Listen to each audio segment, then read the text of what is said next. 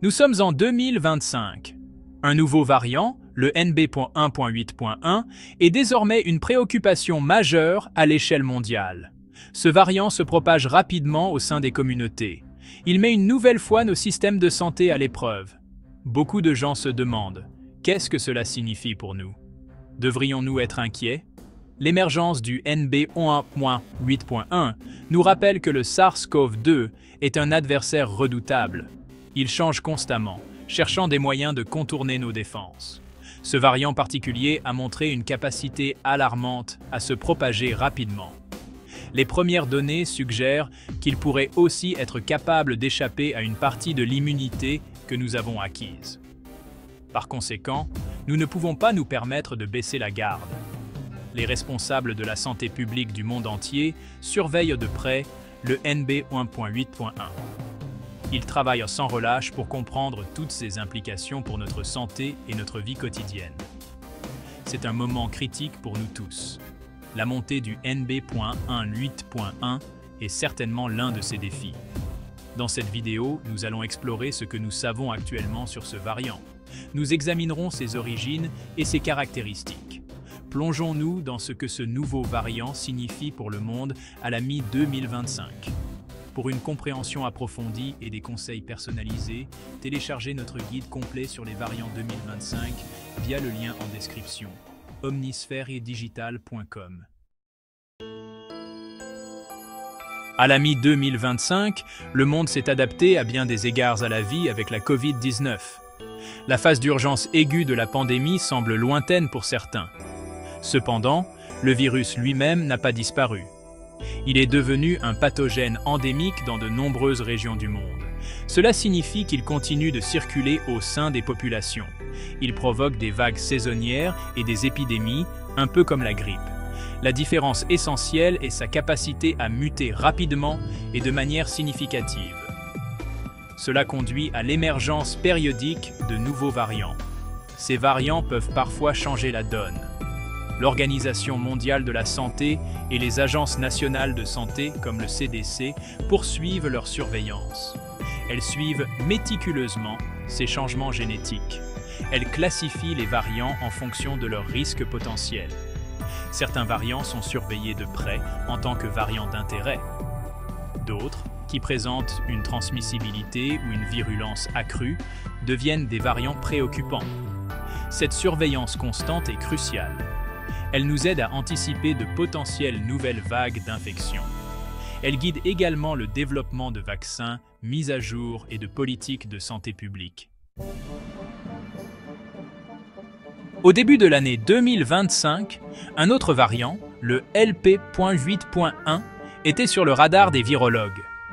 Le LP.8.1 présentait une transmissibilité accrue par rapport à ses prédécesseurs de 2024.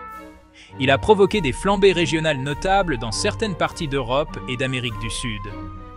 Les autorités sanitaires le surveillaient de près. Il possédait plusieurs mutations dans sa protéine Spike. Ces mutations soulevaient des inquiétudes quant à sa capacité à échapper à certaines réponses immunitaires. Pendant quelques mois, le LP8.1 semblait pouvoir devenir la prochaine souche dominante mondiale. Cependant, la situation a rapidement changé avec l'identification du NB1.8.1. Ce nouveau variant a été détecté pour la première fois en Asie du Sud-Est fin 2024.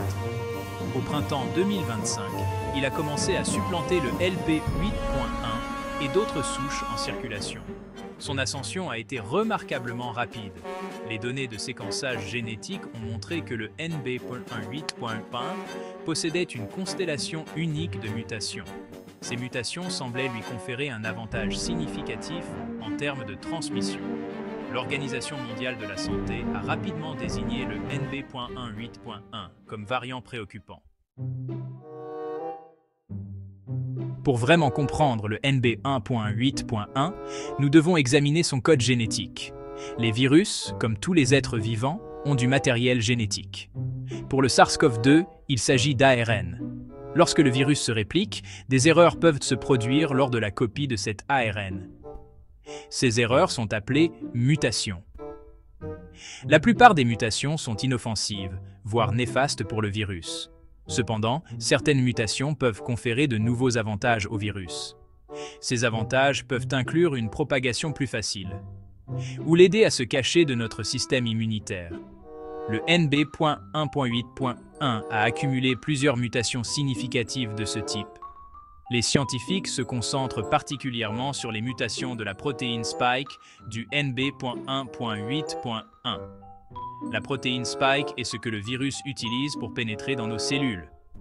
Les mutations clés identifiées dans le NB.1.8.1 incluent des changements comme SL452R et SF486P que nous avons vus dans des variants précédents.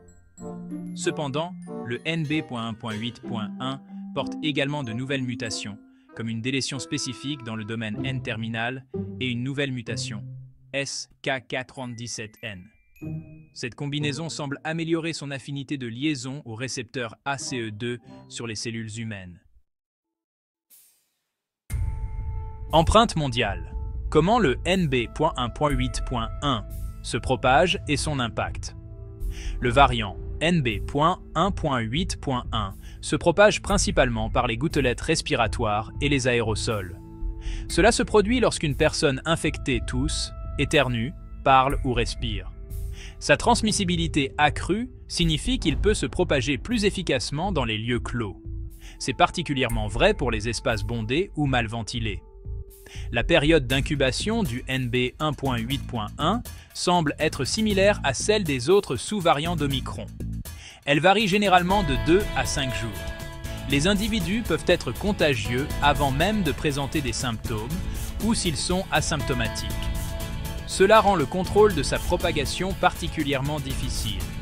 L'impact du NB.1.8.1 a été ressenti de manière aiguë dans plusieurs régions, y compris certaines parties de l'Asie de l'Est. En Chine, après une période de relative stabilité, des villes comme Shanghai et Guangzhou ont signalé des augmentations significatives de cas attribués au NB.1.8.1. Cela a entraîné une pression renouvelée sur les établissements de santé locaux. Les hôpitaux constatent une augmentation des admissions, en particulier chez les personnes âgées et celles souffrant de problèmes de santé sous-jacents. Reconnaître la menace. Symptômes et conséquences sur la santé du NB.1.8.1. Les symptômes associés à l'infection par le NB.1.8.1 recoupent largement ceux causés par les sous-variants précédents d'Omicron. Le plus souvent, les gens signalent un mal de gorge, un nez qui coule, de la toux et de la fatigue. Les maux de tête et les douleurs musculaires sont également fréquemment mentionnés. La fièvre reste un symptôme possible, mais elle n'est peut-être pas aussi marquée qu'avec les souches antérieures comme Delta. Certaines personnes peuvent également présenter des troubles gastro-intestinaux, tels que nausées ou diarrhée.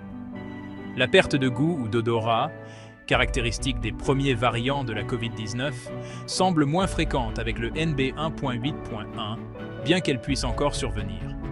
Concernant la gravité, les données actuelles pour le NB.1.8.1 sont encore en cours d'analyse minutieuse.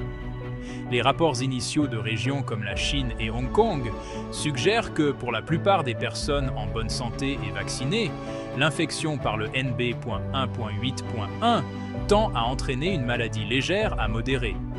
Ceci est similaire à ce qui a été observé avec d'autres sous-variants d'Omicron. Cependant, légère ne signifie pas insignifiante. Même un cas léger peut causer un inconfort considérable et perturber la vie quotidienne pendant plusieurs jours. Elle peut également entraîner des symptômes prolongés, parfois appelés Covid long, chez un sous-groupe d'individus. Le rôle crucial de l'information. Rester informé et en sécurité. Dans une situation évolutive comme la montée du variant NB.1.8.1, une information précise est votre meilleur allié. Il est crucial de se fier à des sources crédibles pour les mises à jour sur la COVID-19.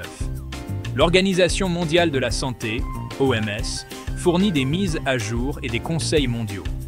Votre agence nationale de santé, comme les centres de contrôle et de prévention des maladies, CDC aux États-Unis, ou Santé publique France en France, offre des informations spécifiques à votre pays.